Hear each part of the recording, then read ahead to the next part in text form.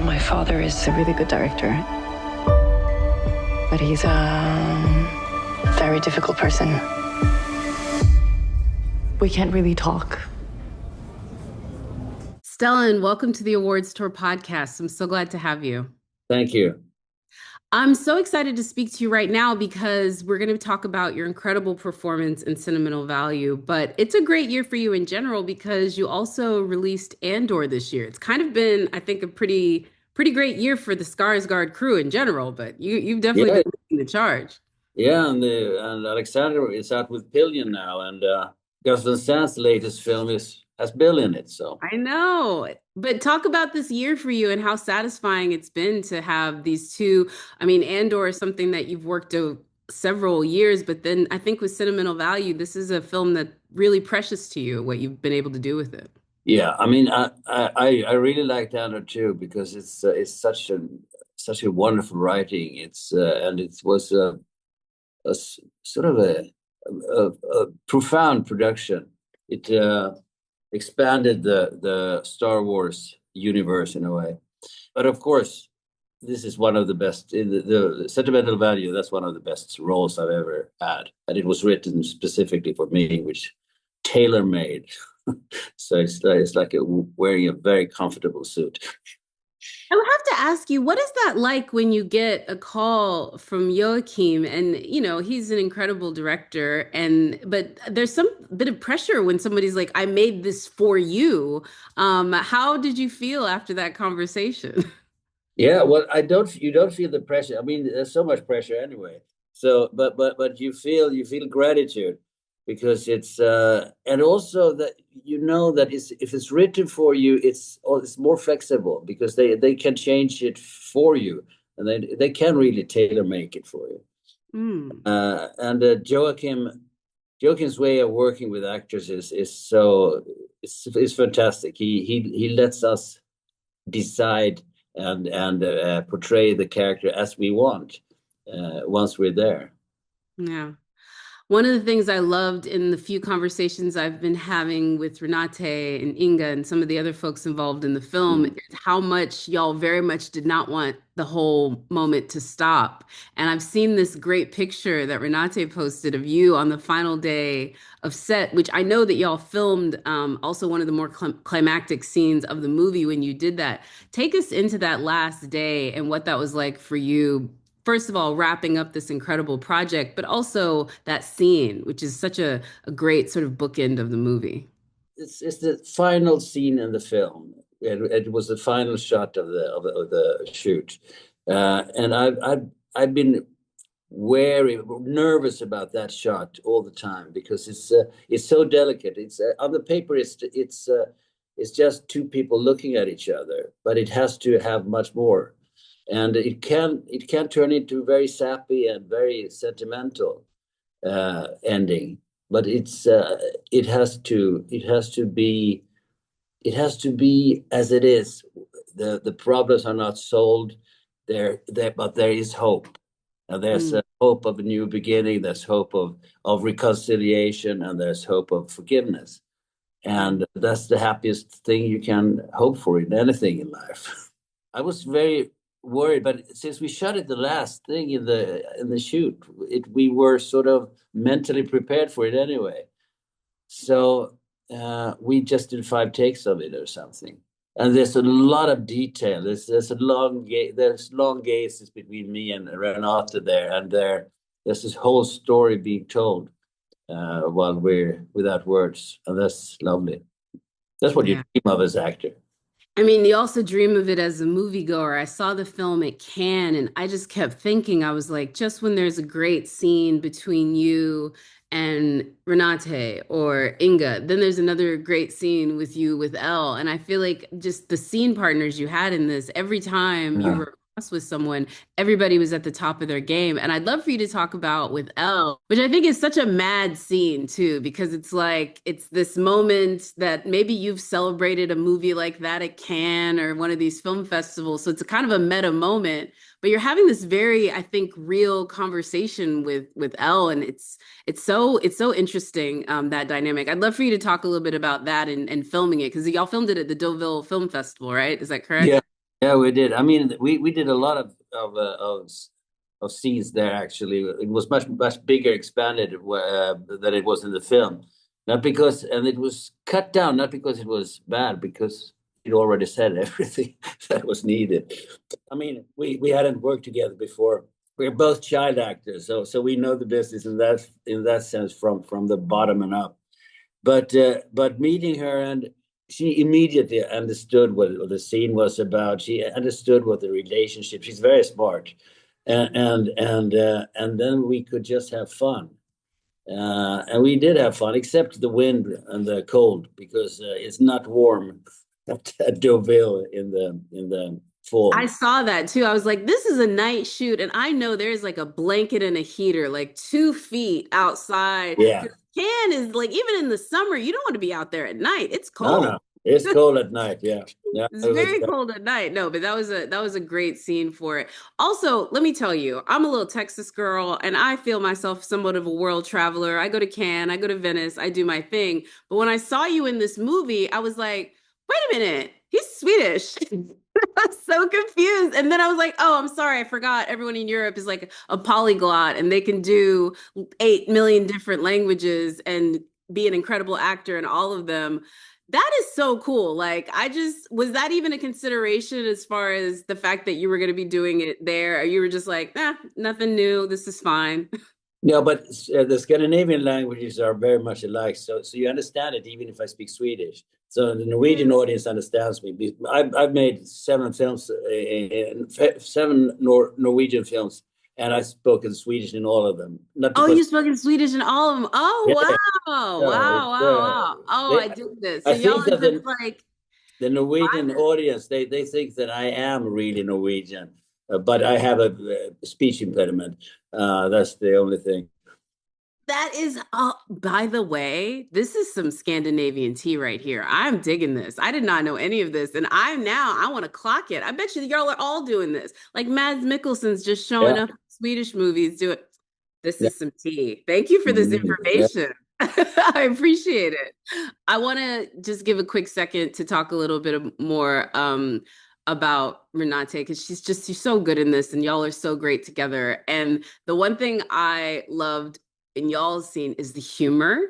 The humor in this movie is something that I think one of my friends who's more familiar with that area talked about. She's like, they'll laugh at the most inappropriate moments. Like, it's very part of your culture. Yeah. I loved those moments between the two of you. Talk about the tone of this film and how much fun it was. Like, I know the scene where you're like, everybody's mad at dad. Yeah. Like, it's just so like tense but funny. Talk about playing those moments with her. Yeah, well, I mean, it's she's a remarkable actress. She's not only remarkable in Scandinavia, she's remarkable in the world. Her face is every emotion shines through, and also she's not only a natural talent. She's a very talented and experienced actress, theater actress. So she's got all the tools that's necessary, but she never shows them. And that's wonderful. So it's a pleasure. I had one problem. I was doing all those scenes with her, and we never connected. It's all about tension, tension and opposition and stuff. And I was, can't I have a real scene with her? And then suddenly one appeared, and we have one scene together, and that is calm, that is connecting, and that is about a minute, and it's silent, and we're smoking together. I was just about to say, y'all don't talk. That's the kicker. No. You're not talking in it, but you can see where it was. Yeah, no, it's an interesting film about fathers and daughters and how we try to talk to each other when we can't. I really found that to be great, and I love that it was an industry family. Like, this is a movie family very similar to yours, and we talked about it.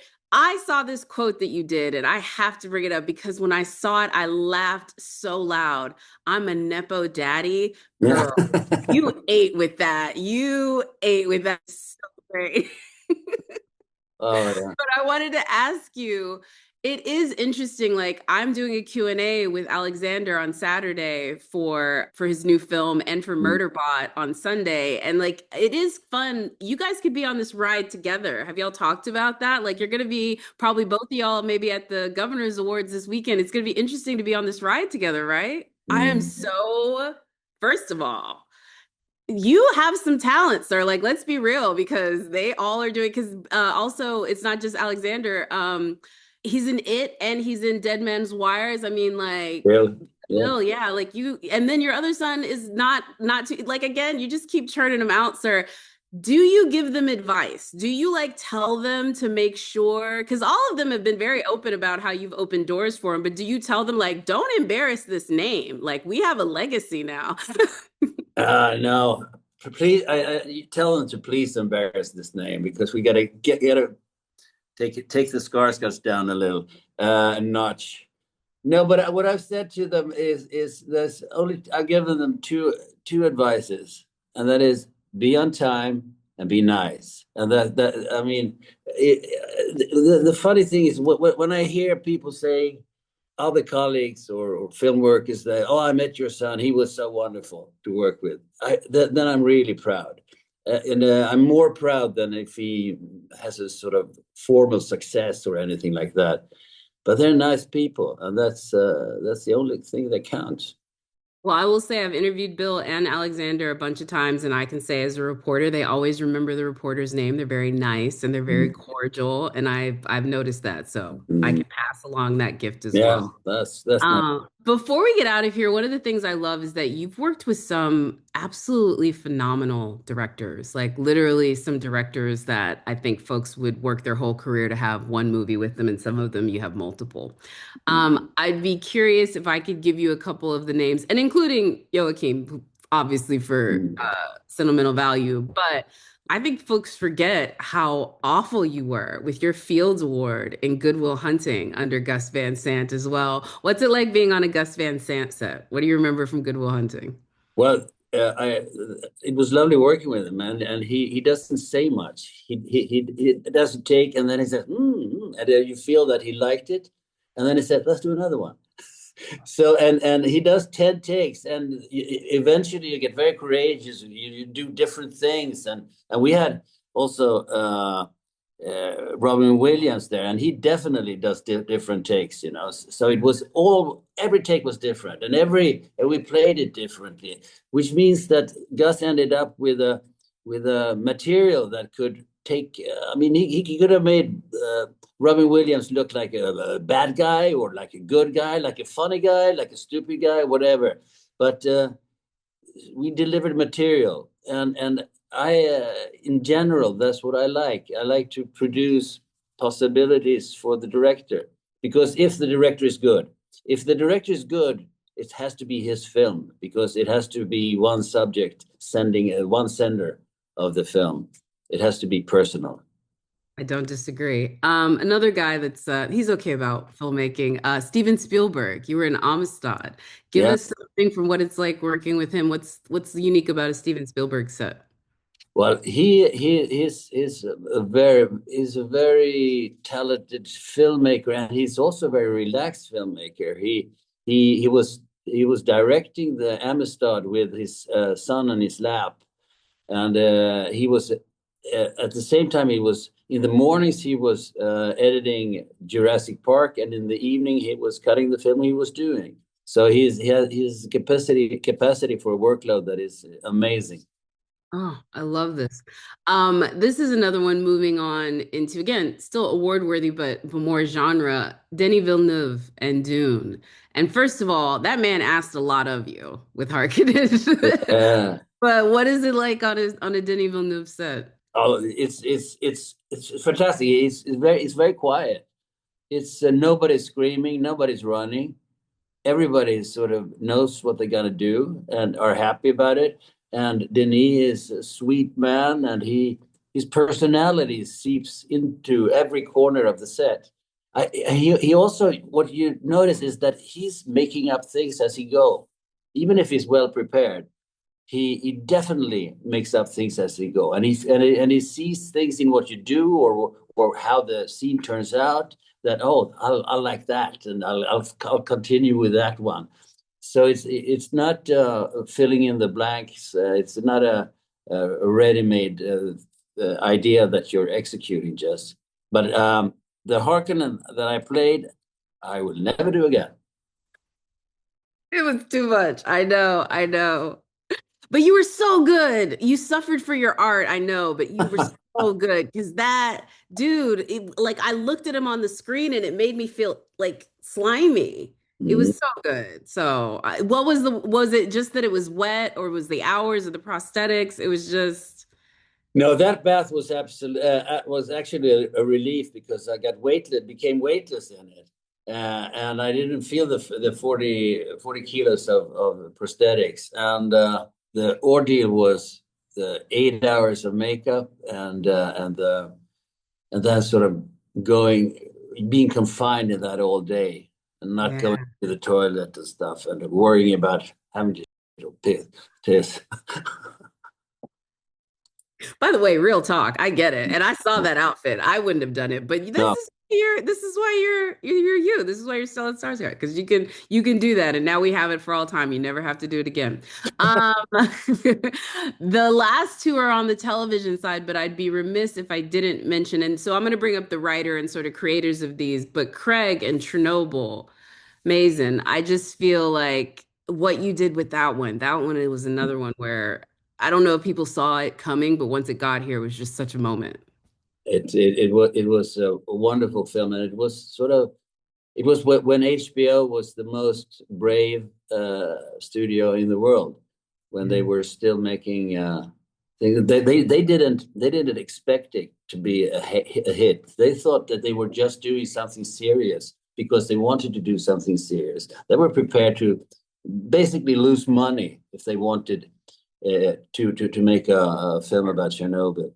But it became a fantastic success, and it's very much thanks. It's not only Craig; it's also Johan Renck who directed it. He directed all the episodes, and he did it with a fabulous energy. That was an experience. So special performance. If folks haven't seen it, it's a great, like, I wouldn't say it's a great watch because it is disturbing, but it's great to see you in it. And then we'll talk about Tony and Dan, the Gilroy brothers, and work on Andor, which I also think, again, the family affair. It's like, like another example of them doing it together. Tell me a little bit about working with them and just how they were able to really, I think, expand the world of Star Wars by making it smaller. More intimate. But the thing that they brought to the Star Wars world were that they weren't content with the surface. They had to go deeper into it, and they created deeper in terms of creating different worlds that had different cultures, that had different societies, and the people there thus were different in that way, not only in sort of a physical appearance. So it became a lot of cultural cultural place conflict, and it was very nice. And then they went into the psychology of people. They wanted to know, well, what kind of people are doing this revolution, and why do they do it, and what does it cost them to do it? And they, I had one monologue that was very well written by Tony Gilroy that is about the cost to the revolutionary. Yeah, that's. I hope he'll come back with something more. Yeah, I wish they do too. Listen, I will say the way that they left that story was in such a beautiful place, but I would never be sad about more in it. We're gonna get out of here soon. I think everyone maybe asked you this, but I don't know if you have this desire. Do you have the desire to get the fam together to do something together? Because I don't know if it is the thing, because I feel like somebody's gonna write a check to put y'all in a movie together, right? Like there has to be. But it got to be writing a big check, but most of all, it has to be writing a good script that motivates it. I mean, we all live together in a way in Stockholm, and we all the children live around in the same area. I don't have more than 5 minutes to any child, and to my grandchildren as well. So we meet on a daily basis. But I have worked with some of them a little now. Yeah. And it is fun. It's great fun, and you laugh a lot, and you have a shorthand to explaining the scene that you can't have without really knowing the people.